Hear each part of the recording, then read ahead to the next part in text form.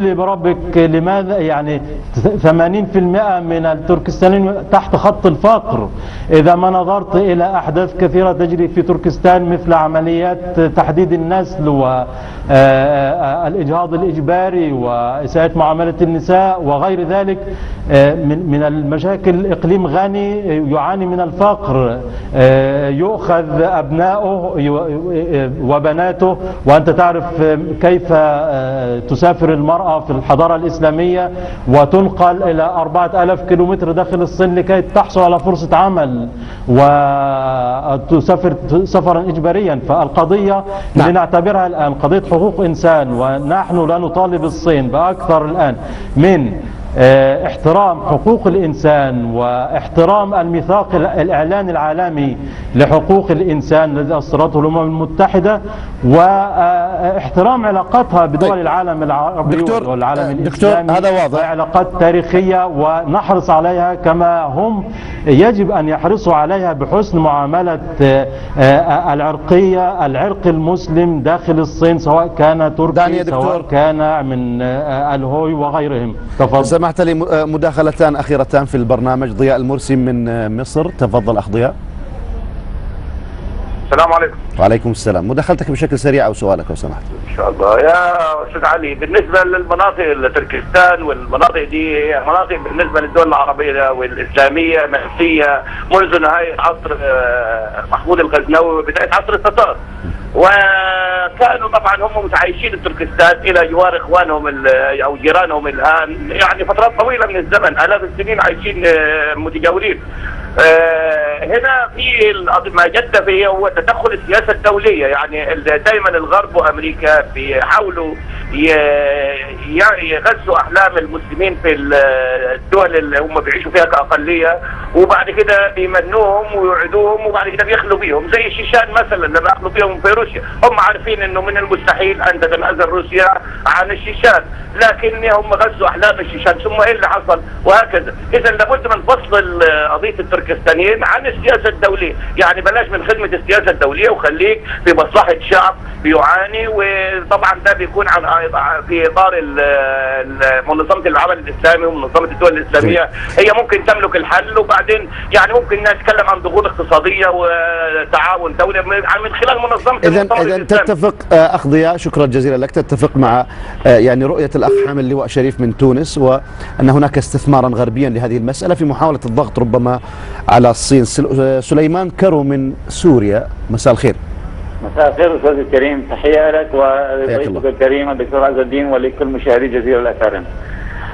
استاذ الكريم، انا مع كل حق لاي شعب كان يطالب بحقه، حتى حق تقرير المصير واقامه دوله المستقله، ولكن اسال الدكتور عز الدين وكل الذين تحدثوا عن تأييد أردوغان والدول الإسلامية لحقوق تركمانستان في الصين. طيب هناك 30 مليون كردي في كردستان تركيا، هل الدكتور يؤيد حقوق انفصال حقوق دولة كردية في تركيا وفي إيران وفي سوريا؟ هناك سوريا أصغر جزء 4 ملايين، يعني أكثر من.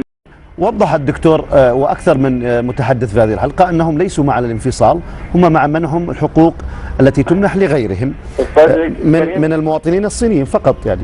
نعم أستاذ الكريم، هل الدكتور نفسه يؤيد حقوق 30 مليون كردي؟ طبعا 30 مليون كردي الآن محرومين في تركيا من التحدث باللغة الكردية بشكل عام، أعضاء برلمان وقفوا من لمجرد ما حكوا بالبلاغة حاكموا. فهل الدكتور وكل المشاهدين يؤيدونه؟ والدول الإسلامية عندما مثلا تعترف بحقوق الشعب التركمانستاني في الصين، لماذا لا نكيل الميزان بمكيالين؟ يعني هنا مع وهنا ضد يعني. وضحت. شكرا لك أخ سليمان. دكتور، الكيل بمكيالين، يعني احنا ننصر المسلمين في كل مكان ونطالب بكل حقوقهم، ولدينا أقليات كثيرة في العالم الإسلامي لها مطالب ولها حقوق تحرم منها، ومع ذلك لا نتحدث. ضرب لك الأخ يعني سليمان مثالا بالأكراد. هذا الأمر هل يساهم ربما في يعني في عدم وضوح الرؤية أو عدم أيضا ثبات الموقف أو تماثل الموقف تجاه ما يجري في تركستان في العالم الإسلامي؟ أستاذ علي، الحضارة الإسلامية على مدار التاريخ حضارة ذات مبادئ. ولها مبدأ أساسي، ولقد كرمنا بني آدم، كما يقول الله سبحانه وتعالى ولقد كرمنا بني آدم، الإنسان وليس المسلم فقط بل المسيحي وغيره وغيره وغيره وسائر الأعراق. نحن مع احترام حقوق الإنسان ومنح حقوقه في الحياة الكريمة والعيش حسب هويته الثقافية والحضارية واحترام أدميته كإنسان وكمسلم أو كمسيحي أو غير ذلك. سؤال الأخير يا دكتور، الحضارة الإسلامية ولا يمكن تجاوزه.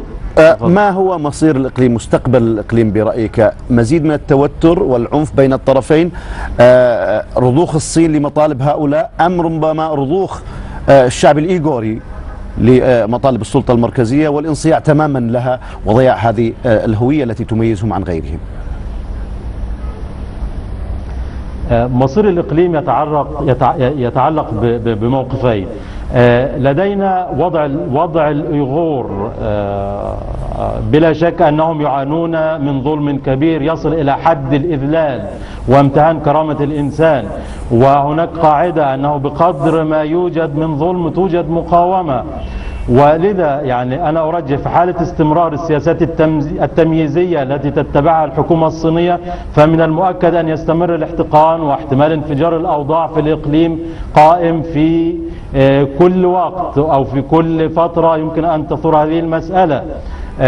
وبالتحديد لأن مسألة الانتماء والرغبة في الانفصال عن الصين، نوضح نقطة الانتماء أساسه واقع الفرد والجماعة وما يحصلون عليه من حقوق وليس امتهان وقمع. والانتماء للوطن أو للنظام ليس عملية افتراضية بل هو عملية تراكمية، ولا يمكن تحقيقها بقرار من الحزب الشيوعي أو الحكومة. وأنا أقتبس كلمة من السيد رفاعة الطهطاوي أن وطن لا يحميني لا أنتمي إليه ولن أنتمي إليه. ومن مبادئ علم النفس السياسي يا أخي العزيز أن تراجع الشعور بالانتماء للوطن أو النظام لا يتوقف على حجم الظلم الواقع على أعضاء الجماعة، بل أيضا بيرتبط بمدى اليأس من إمكانية التغيير. الصين لن تغير من سياستها في الإقليم ما لم تحس بتهديد جدي لمصالحها في العالم العربي أو العالم الإسلامي أو العالم الغربي.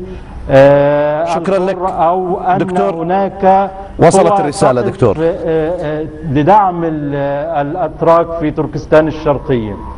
الدكتور عز الدين أحمد الورداني الخبير في شؤون تركستان الشرقية ضيفنا من القاهرة، شكرا جزيلا لك على تفضلك بالمشاركة معنا هذه الليلة. شكرا لكم أنتم مشاهدينا الكرام على طيب متابعتكم. هذه تحيات الزميل سمير بيومي منتج البرنامج والزميل وائل الزعبي المخرج وكذلك كافة الزملاء من الفريق الفني. دمتم بألف خير وكل عام وأنتم بألف خير، في أمان الله.